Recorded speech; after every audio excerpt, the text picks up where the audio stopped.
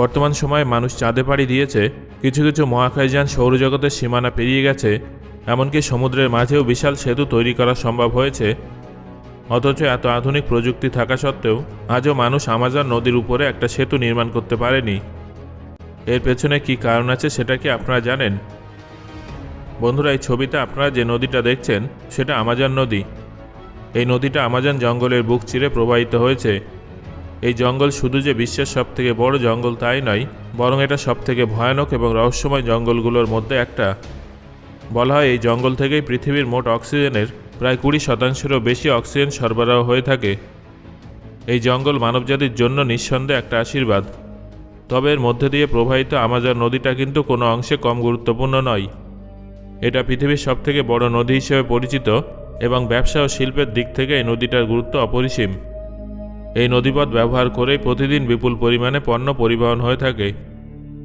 আরও আশ্চর্যের বিষয় হলো, এই জঙ্গলের গভীরে আজও এমন কোটি কোটি মানুষ বসবাস করে যারা বাইরের আধুনিক জগৎ সম্পর্কে প্রায় কিছু জানে না বললেই চলে। তাদের কাছে এই জঙ্গল এবং এই নদী পুরো পৃথিবী। তাদের জীবনযাপন, খাদ্য প্রণালী, যাতায়াত ব্যবস্থা সব কিছুই নির্ভর করে এই নদীর উপরে। আমাজন নদীর দৈর্ঘ্য প্রায় 6400 কিলোমিটার।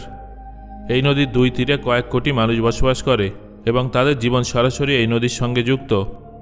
এত বিশাল নদী, এত জনসংখ্যা এবং এত গুরুত্বপূর্ণ বাণিজ্যিক কার্যকলাপ হওয়া সত্ত্বেও আশ্চর্যজনকভাবে আজ পর্যন্ত এই নদীর উপরে একটা পূর্ণাঙ্গ সেতু নির্মাণ করা সম্ভব হয়নি। যদিও একটা সেতু নির্মাণ করা গেলে অনেক কিছুই সহজ হয়ে যাবে। এই নদীটার প্রস্থ কোথাও কোথাও 5 কিংবা 10 কিলোমিটার, আবার কোথাও কোথাও 50 কিলোমিটারের কাছাকাছি হয়ে থাকে।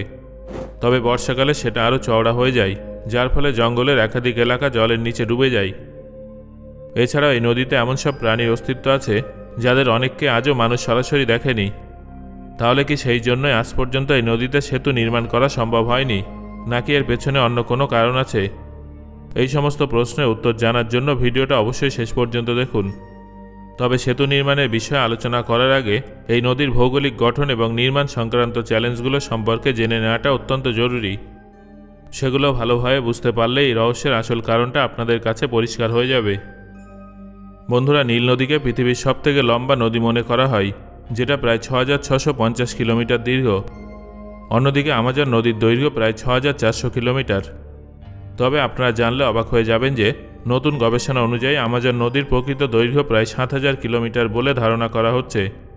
শুধু দৈর্ঘ্যের দিক থেকেই নয়, জলের প্রবাহের দিক থেকে আমাজন নদী নীল নদের থেকে অনেকটা এগিয়ে। যেখানে নীল নদে প্রায় 11300 কিউবিক মিটার জল প্রবাহিত হয়, সেখানে আমাজন নদীতে প্রায় 2,19,000 কিউবিক মিটার জল বয়ে যায়। এই তুলনা থেকেই বোঝা যায় আমাজন নদী কত বিপুল পরিমাণ জল ধারণ করে রেখেছে। এই নদীটিকে অত্যন্ত প্রাচীন বলে মনে করা হলেও আমাজন জঙ্গল সৃষ্টি হওয়ার পরেই এর আত্মপ্রকাশ ঘটে। প্রায় 55 মিলিয়ন বছর আগে আমাজন জঙ্গলের সৃষ্টি হয়েছে, আর এটা প্রায় 32 মিলিয়ন বছর ধরে নদীহীন অবস্থায় ছিল। এখন যে পর্বতমালাটা আপনারা দেখতে পাচ্ছেন সেটা হলো পৃথিবীর সবথেকে দীর্ঘতম পর্বতমালা, আন্দিজ পর্বতমালা। এর দৈর্ঘ্য প্রায় 7000 কিলোমিটার এবং প্রস্থ প্রায় 500 কিলোমিটার। এই পর্বতমালা দক্ষিণ আমেরিকার পশ্চিম উপকূল থেকে শুরু করে Colombia, Venezuela, Ecuador, Peru, Bolivia, Chile ও আর্জেন্টিনা পর্যন্ত বিস্তৃত।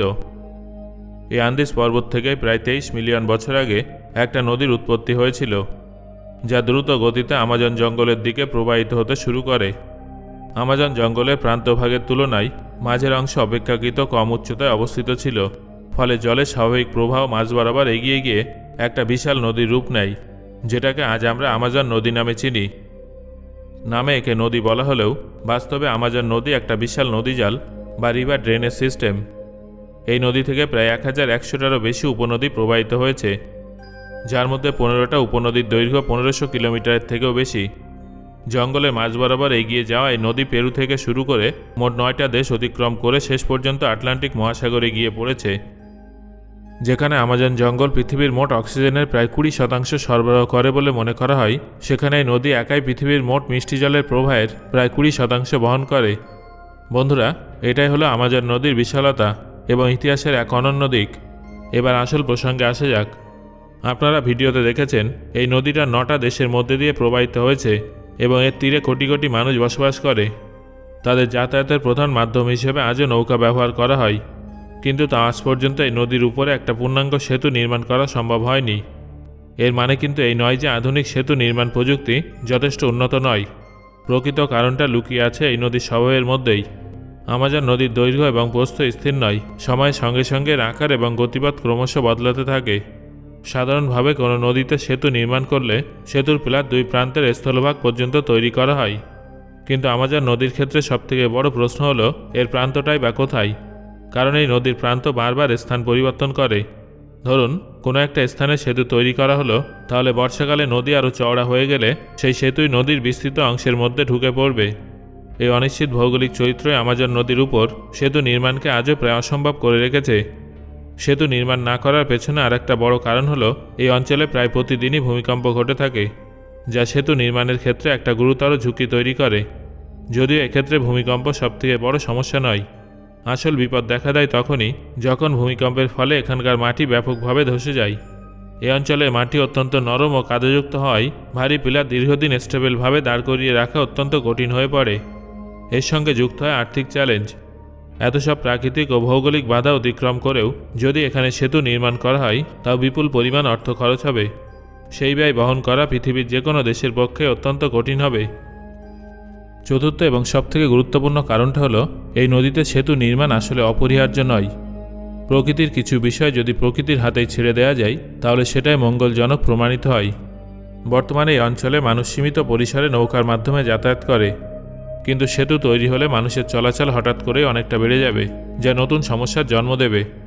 প্রথমত, সেতু ব্যবহারের ফলে নদীতে আবর্জনা ও ময়লা ফেলার প্রবণতা বাড়বে, যার কারণে এই বিশাল নদী ধীরে ধীরে দূষিত হয়ে পড়বে।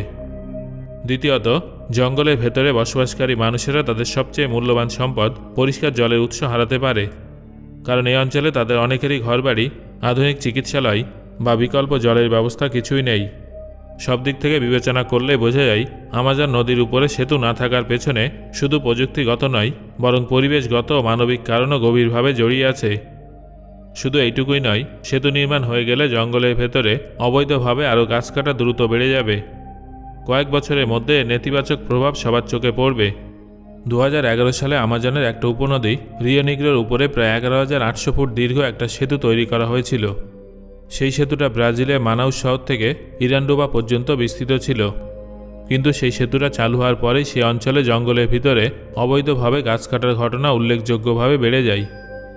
তারপর স্থানীয় প্রশাসনের মধ্যে এই ধারণা আরও স্পষ্ট হয়ে যায় যে এই ধরনের সেতু নির্মাণ প্রকৃতপক্ষে প্রকৃতির ক্ষতি করছে। এর বাস্তব উদাহরণ আমরা 2024 সালে তীব্র গরমের মধ্যেই দেখতে পাই। পৃথিবীর বিভিন্ন অঞ্চলে কিছু গাছ কাটার ফলে কীভাবে সারা বিশ্বে তাপমাত্রা বেড়ে গেছে সেটা আজ আর কারো কাছে অজানা নয়। আমাজন জঙ্গল ও আমাজন নদী নিজেদের মধ্যেই অমৃতসম। এগুলো ধ্বংস করা মানে আসলে নিজেদের ভবিষ্যৎকেই ধ্বংস করার সমান। আপনারা নিশ্চয়ই বুঝতে পেরেছেন, এখানে সেতু তৈরি না হওয়ার কারণ প্রযুক্তির দুর্বলতা নয়, বরং মানুষের সীমাবদ্ধতা এর আসল কারণ। পৃথিবীর বহু প্রজাতির প্রাণী আজ বিলুপ্তির মুখে দাঁড়িয়ে আছে, কিন্তু আমাজন জঙ্গলে এখনও এমন অসংখ্য প্রাণী আছে যাদের আগামী প্রজন্ম নিজেদের চোখে দেখার সুযোগ পেতে পারে। কিন্তু এখানে যদি সেতু নির্মাণ করা হয়, তাহলে মানুষের অবাধ প্রবেশ এই প্রাণীদের অস্তিত্বের জন্য এক ভয়ঙ্কর হুমকিতে পরিণত হবে। স্পষ্ট করে বললে, ভবিষ্যতে আমাজন নদীর উপরে কোনো সেতু নির্মাণ করা উচিত নয়। প্রকৃতিকে তার নিজস্ব নিয়মেই বাঁচতে দেওয়া উচিত। এটাই মানবজাতির জন্য সবথেকে কঠিন সিদ্ধান্ত। সো বন্ধুরা, আজকের এই দীর্ঘ আলোচনা শোনার পর আপনার কি মনে হয়, আমাজন নদীর উপরে কি সত্যি সেতু তৈরি করা উচিত নাকি উচিত নয়? আপনার মতামত অবশ্যই আমাকে কমেন্ট করে জানান। ভিডিওটা শেয়ার করুন এবং একটা লাইক করুন। ধন্যবাদ।